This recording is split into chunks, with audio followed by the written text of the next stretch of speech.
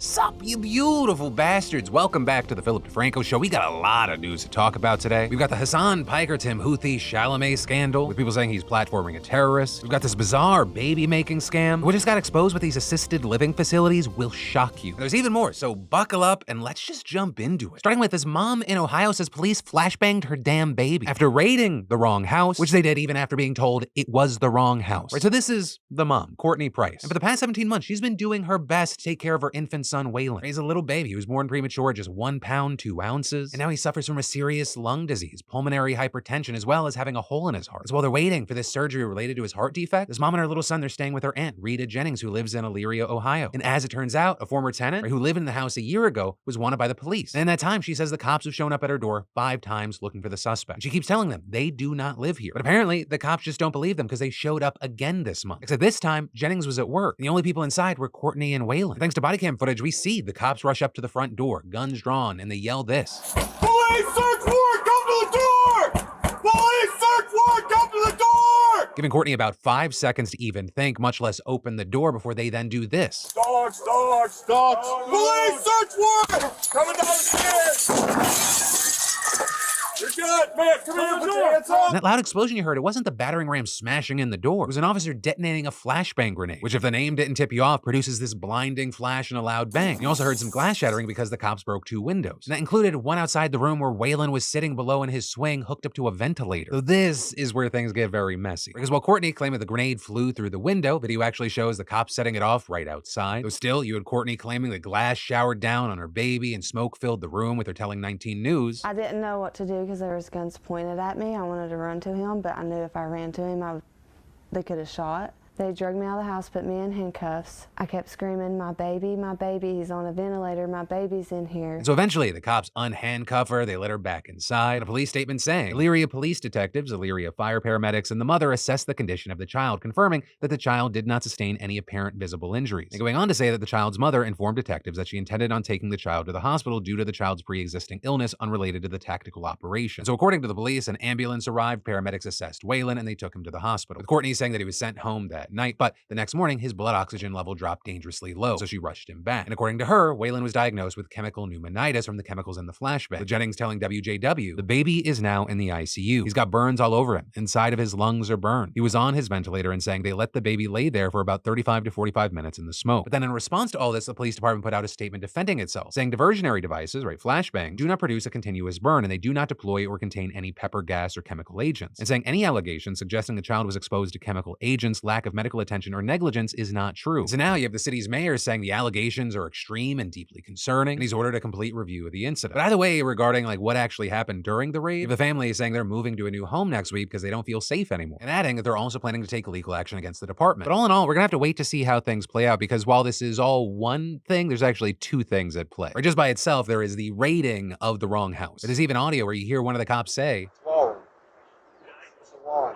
and then secondly, there's a situation about what actually happened with the flashbang and the health of the baby. And so with all that said, I gotta ask you, what are your thoughts here? And then in social media news connected to real world news, there are people fighting about a question. Is Hasan Piker platforming terrorism? That's what a chunk of the internet is fighting about right now, and it's all because of a person that the internet has dubbed Tim Houthi Chalamet. Right? We've talked in greater detail about the Houthis in TikToks, even in yesterday's show and others, but the oversimplified TLDR, in case this is the first video that you stumbled upon where I'm talking about it, is that they're a Yemeni rebel group, and they recently attacked ships in the Red Sea in response to Israel's attacks on Gaza. And very notably, that has included US vessels. And so actually, as of this morning, Biden has redesignated the Houthis as terrorists, which is very big because he previously removed them from that list. But this, as the Houthi leaders have defended their actions, saying they're doing what they're doing to support the Palestinian people and to pressure Israel and its allies to end the war. And so all of that bringing us to Tim Houthi, who you might actually recognize from his viral videos like this one, with one person sharing it on Twitter with a caption, Yemeni pirates posting casual TikToks while the entire Western Imperial Corps having a meltdown about their blockade on their ships is the funniest shit of 2024, surely. New Advice actually doing a piece on it, identifying him as Rashid al-Haddad, noting that in that clip, he's on the Galaxy Leader, which is a cargo ship seized last year by the Houthis. But they also said that there's no clear evidence that he was actually part of the raid that captured the ship, but he did post photos of him in gear and carrying weapons, so people online have called him a pirate. And yesterday, political commentator Hasan Piker actually interviewed him on his stream, and saying in a later post, I interviewed the Yemeni, quote, pirate yesterday, and all he cares about is freeing Palestine. Turns out he's not part of any militancy, according to him, and is 19. Spent most of his life being bombed, says he welcomes all who defend Palestine no matter their background. And right off the bat, with the way that Hassan started the interview, you had people accusing him of trying to baby girlify a terrorist. Because Hassan asks him if he's seen the anime One Piece, and then actually comparing the Houthis to the show's main character. We think the Houthis, Ansar Allah, is doing what Luffy would do. Hassan also asking if he's part of a militancy or just a TikToker, to which he said through his interpreter. His answer is a Yemeni who stands with Palestine. Hassan then asking him what compelled him to actually go on the ships, as well as other questions about news coverage about the situation and motivations behind it. Says he likes adventures and he is a big supporter of Palestine. Just reiterating that the cause is to cause disruption to the shipments that Americans have interest in until they stop bombing Gaza, and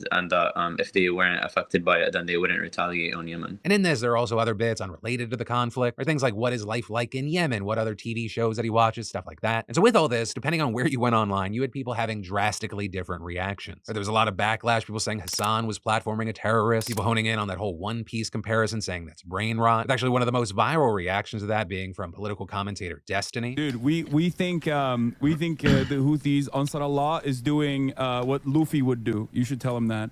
God, he's so f***ing cringe. He's like such a cringe f***ing loser. I would pay we'd raise $1 million to send this dude to go f***ing fight in Yemen, and then all of us would f***ing volunteer for the Navy. Holy shit, he's such a cringe, LARPing loser.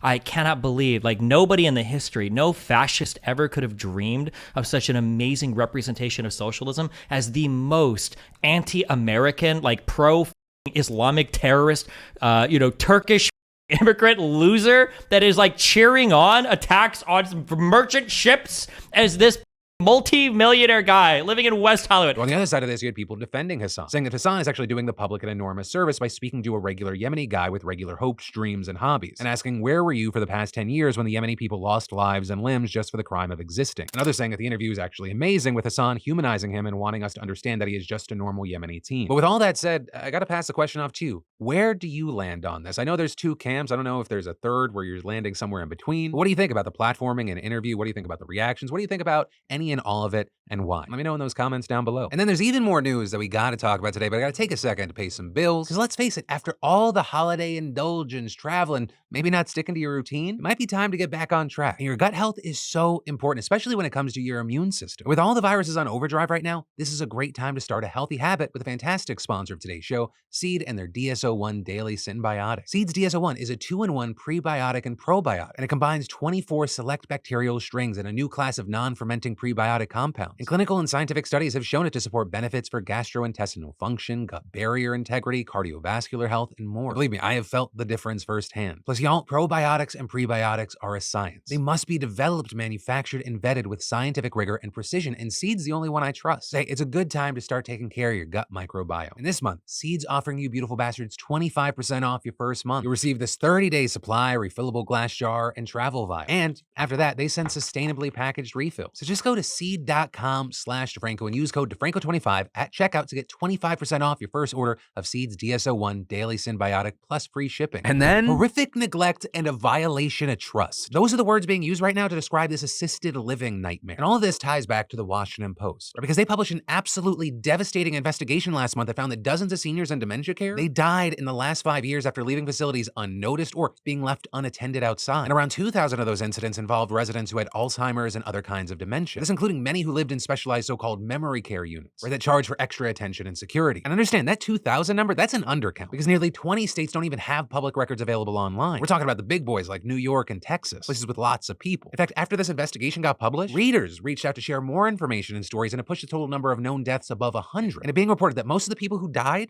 because of prolonged exposure to extreme heat or cold. Also noting others drowned in retention ponds, were hit by vehicles, and wandered into woods, rivers, and swamps. And infuriatingly, there's been little to no accountability for these horrific situations. And that's in part because, unlike nursing homes, America's 30,000 assisted living facilities are not regulated by the federal government. And so because of that, there's no federal record of deaths or injuries or how the failings of the facilities contributed to them. And so not having that national public data, it's undermined government accountability. Without that federal management, any kind of oversight's been left to the states, which, as we often see, has resulted in this kind of patchwork of regulations and enforcement. And while percentage-wise this could seem small, this is a massive problem that affects a lot of people. Right? There are currently over 1 million Americans who live in these kinds of facilities. In fact, it's almost as many as live in nursing homes. And Many of them in these facilities, they pay money for specialized care. We're talking about an average of $6,000 a month. But despite those price tags, investigators frequently found inadequate staffing and training as factors in these deaths. In fact, the Post found that only 2 states, Alabama and Indiana, actually mandate minimum staff to resident ratios, require more than 6 hours of dementia training as recommended, and keep a public website disclosing inspection reports and enforcement actions. With the Post also then detailing multiple examples of staff sleeping at work, falsifying records, skipping check-ins on residents, and ignoring alarms that indicated the doors to dementia care units had been open. And sometimes it was found that relatives weren't always told the truth about what had happened. And beyond that, the report found, oh my gosh, you're going to be so shocked by this, greed may have been a massive factor. Finding that corporate investors seeking profits resulted in lower wages and fewer employees at some facilities. And very notably, the representatives for the assisted living industry, they didn't try to dispute the Post's findings. Instead, responding by saying, hey, okay, these 100 deaths, they're just a small fraction of a growing population of residents. But there you had some, including Senator Bob Casey, calling bullshit. He's the chair of the Senate Special Committee on Aging. And yesterday, he sent letters to the 3 biggest assisted living chains in the country demanding information regarding their practices. And specifically, we're talking about Brookdale, Atria, and Sunrise. With Senator Casey describing the Post revelations as horrific neglect and a violation of trust, and adding, you have a set of cascading crises: the staffing problem, the oversight problem, a lack of information the family members need, and at a fundamental level, you have the quality of care problem. With them going on to ask how many of these incidents occur and how many families are told about them, among other issues. But the key thing here, Casey also said that his committee will be looking into actions that the federal government should take and is setting a hearing for January 25th, which is a move that would mark the panel's most substantial review of the industry in more than 2 decades. But as we always say, words are words and actions are actions. And it remains to be seen if anything meaningful is going to happen here. And I also say that because government officials and advocates, they've actually been warning about safety issues and poor oversight in the industry for decades. In fact, back in 2001, the same Senate committee even set up a working group that spent 2 years creating a list of recommendations. But that group, it was so full of disagreements, they literally couldn't even agree on how to define assisted living. So while I have hope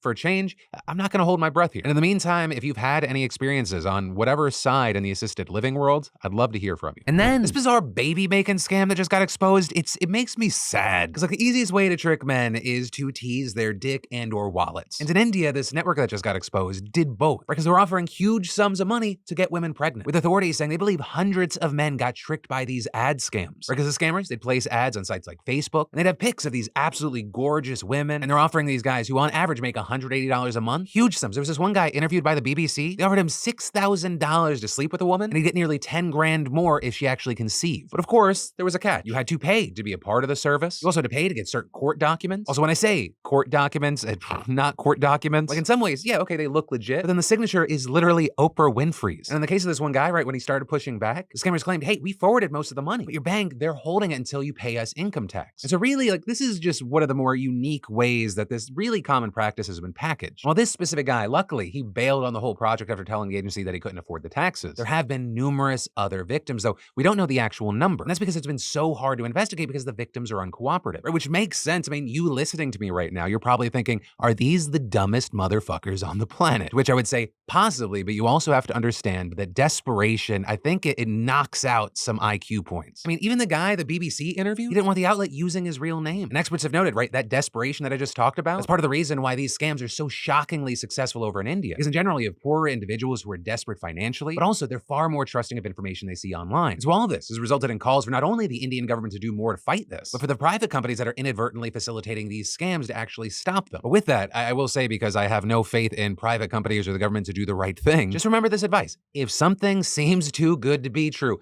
it is. You and I, we are not special. We are not the main character in a simulation. It's one of the reasons I have never accepted any compliment anyone in my life has ever given me. Even this show. I know none of you are real. I'm not that talented. It's far more likely that 17 years ago, someone as a joke decided to pay a bot farm to get comments and views on my video, and then they accidentally left autopay on. None of you are real. Someone just tricked me into talking to myself in a room by myself for the last almost 20 years. But main point, in all seriousness, just be careful. Desperation makes people so easy to manipulate. And then finally today, you asked for it, you demanded it, you honestly called me some things that hurt my feelings. Thought we were friends. I'm not your dancing monkey. So this monkey is gonna dance, because let's talk about yesterday today. We take a look back at yesterday's show, we dive into those comments and see what y'all had to say, and wow, the dive into our own weapons being one of the biggest threats to our troops had a lot of people talking. We all sharing things like, I was a field artilleryman in the Marine Corps and had pretty much every one of those symptoms and was only diagnosed with PTSD. I think I need to get reevaluated now after seeing this. Thank you. People discussed at how the government treats veterans, saying the military being its own worst enemy and saying, no, that can't be it, when given the data is really and truly an accurate representation of all of America. It's gutting itself while denying hurting itself. With Woofy 1988 writing, as a disabled veteran, I can confirm the government does not give a damn about us after we discharge, and will fight tooth and nail to not have to take care of us for the damage we accrued over the course of our service. And Kenty7 sharing, the trauma due to blast story hit me hard. I spent 7 years as a mortarman in the US Army. I was subject to tens of thousands of blasts, and I never even deployed to a war zone. Now that I'm out and I need to make my medical claims at the VA, they insist that because I didn't go to see a doctor for head trauma while I was in the Army, they can't cover it as it isn't related to my service. And really, I mean, this is just a small taste of the numerous comments and claims we saw. And it's all just disheartening and concerning. But I thank everyone for their comments and sharing their stories. So for today, that is where we're going to end today's show. As always, thank you to everyone for being a part of these daily dives into the news. And of course, remember, my name's Philip DeFranco. You've just been filled in. I love yo faces, and I'll see you tomorrow.